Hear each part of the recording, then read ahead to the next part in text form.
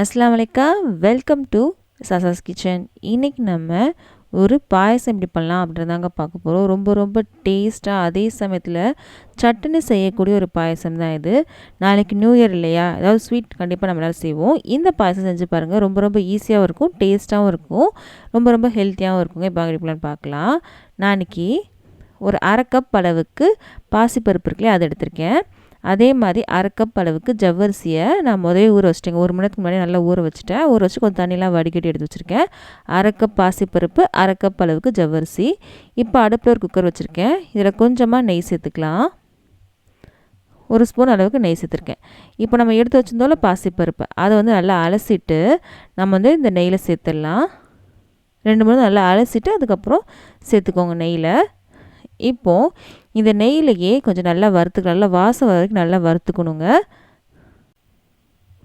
நல்லா வாசம் வந்ததுக்கப்புறம் நம்ம தண்ணி சேர்த்து இதை வேக வைக்கணும். சட்டுன்னு செஞ்சிடலாங்க. ரொம்ப டேஸ்ட்டாகவும் இருக்கும் இந்த பாயசம். இது பார்த்திங்கன்னா நல்லா வறுபட்டுருச்சு, நல்ல வாசமும் வருது. பதக்கு பார்க்க நிறைய வித்தியாசம் இருக்குது பாருங்கள்.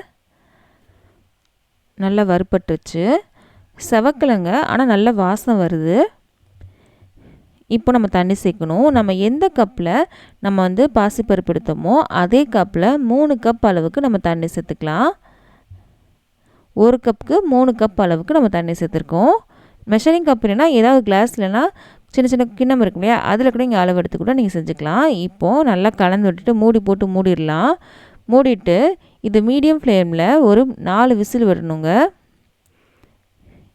இப்போது இது 4வது விசில் வரப்போகுது, வந்துருச்சு. இப்போ நம்ம அடுப்பு ஆஃப் பண்ணிடலாம். ப்ரெஷர்லாம் இறங்கினதுக்கப்புறம் ஓப்பன் பண்ணி பார்க்கலாம்.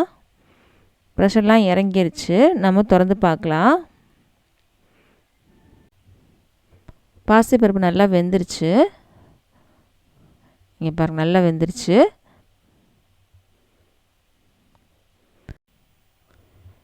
அடுப்பில் ஒரு கடாய் வச்சுருக்கேன். இதில் கொஞ்சமாக நெய் சேர்த்துக்கலாம். சேர்த்தாச்சு.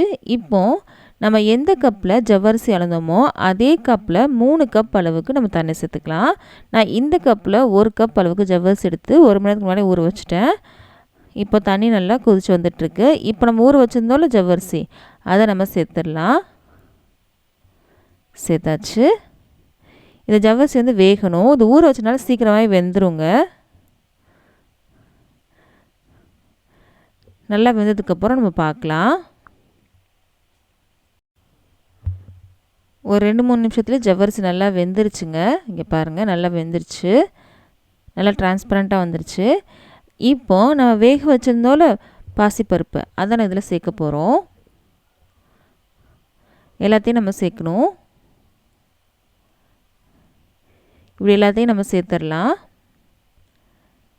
சேர்த்தாச்சு. இப்போது இதில் நல்லா கலந்து விடலாங்க. நல்லா கலந்து விட்டுட்டு 1 நிமிஷம் வரைக்கும் நல்லா கொதிக்கணும். 1 நிமிஷம் கொதிச்சதுக்கப்புறம் நம்ம பால் சேர்க்கணும்.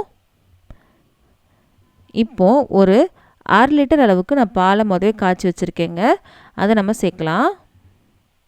1 நிமிஷம் கொதிச்சதுக்கப்புறம் தான் சேர்க்கணும்.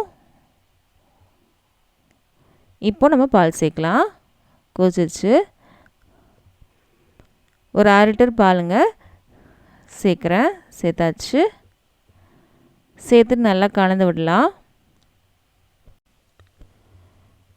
பால் சேர்த்து ஒரு 2லேருந்து 3 நிமிஷம் வரைக்கும் நல்லா கொதிச்சதுக்கப்புறம் நம்ம வெல்லம் சேர்க்கணும். நீங்கள் சர்க்கரை சேர்க்கணுனாலும் சேர்க்கலாம். நம்ம இன்றைக்கி வெல்லம் தான் சேர்க்க போகிறோம். உங்கள் வெல்லத்தில் மண் தூசி ஏதாவது இருக்குன்னா கொஞ்சமாக தண்ணி சேர்த்து வெல்லம் கரைச்சதுக்கப்புறம் வடிகட்டி சேர்த்துக்கோங்க.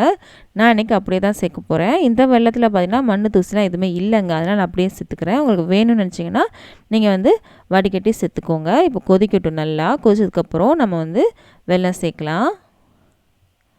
இப்போ 2லேருந்து 3 நிமிஷம் வரைக்கும் நல்லா கொதிச்சிருச்சுங்க. நம்ம பாசிப்பருப்பு ஜவ்வரிசி எல்லாமே அரை கப்பில் தான் மெஷர் பண்ணி எடுத்தோம். இப்போ நான் இன்றைக்கி 1 கப் அளவுக்கு வெல்லம் எடுத்திருக்கேன். அப்படியே டபுள் மடங்கு எடுத்துக்கோங்க. அப்போ தான் உங்களுக்கு கரெக்டாக இருக்கும். வெல்லம் இனிப்பும் அப்போ தான் கரெக்டாக இருக்கும். ரொம்ப இனிப்பும் இருக்காது, ரொம்ப கம்மியாகவும் இருக்காது, கரெக்டாக இருக்கும். இப்போது வெல்லம் நல்லா கரையட்டும். இதுக்கப்புறம் நீங்கள் ஏலக்காய் தூள் சேர்க்கனாலும் சேர்க்கலாம். நான் இன்றைக்கி ஒரு 3 ஏலக்காய் தட்டி வச்சுருக்கேன், அதை அப்படியே சேர்த்துக்கிறேன். நீங்கள் பொடி சேர்க்கனாலும் சேர்த்துக்கலாம். இந்த வெல்லம் நல்லா கரைஞ்சி ஒரு 2 நிமிஷம் கொதிச்சா போதுங்க. கொதிக்கட்டும் இப்போது.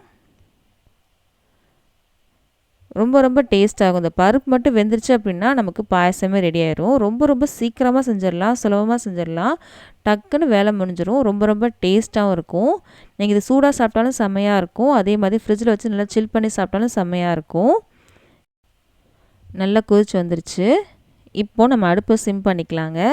சிம் பண்ணிவிட்டு நான் நெய்யில் முந்திரியும் திராட்சையும் வறுத்து நான் சேர்க்க போகிறேன். இப்போது அடுப்பு சிம் பண்ணதுக்கப்புறம் நெய்யில் முந்திரியும் திராட்சையும் நான் வந்து வறுத்து வச்சுருக்கேன். அதை நம்ம சேர்த்துடலாம். சேர்த்துட்டு கலந்துட்டு நம்ம அடுப்பு ஆஃப் பண்ணிக்கலாம். அவ்வளோதான், சூப்பரான பாயசம் ரெடி ஆயிடுச்சு. ரொம்ப டேஸ்ட்டாகவும் இருக்கும். நம்ம சர்க்கரை எதுவும் சேர்க்காதனால ரொம்ப ஹெல்த்தியாகவும் இருக்குங்க. வெல்லம் தான் நம்ம சேர்த்துருக்கோம். ரொம்ப டேஸ்ட்டாகவும் இருக்கும். அதே சமயத்தில் ரொம்ப ரிச்சாகவும் இருக்கும். கண்டிப்பாக நீங்கள் செஞ்சு பாருங்கள், எல்லாத்துக்கும் ரொம்ப பிடிக்கும். இந்த வீடியோ பிடிச்சிருக்கும் நம்புறேன். பிடிச்சிருந்துச்சு அப்படின்னா மறக்காம நம்ம சேனலை சப்ஸ்கிரைப் பண்ணிடுங்க. பக்கத்தில் இருக்க பெல் பட்டனையும் கிளிக் பண்ணிடுங்க. அப்போ தான் இனிமேல் போட போகிற எல்லா வீடியோஸும் இந்த மாதிரி ரெசிபீஸ்லாம் உங்கள் ஃப்ரெண்ட்ஸ்க்கும் ஃபேமிலிஸ்க்கும் பிடிக்கும் அப்படின்னா அவங்களுக்கு இந்த வீடியோ ஷேர் பண்ண மறக்காதீங்க. நம்ம அடுத்த வீடியோவில் சந்திக்கலாம்.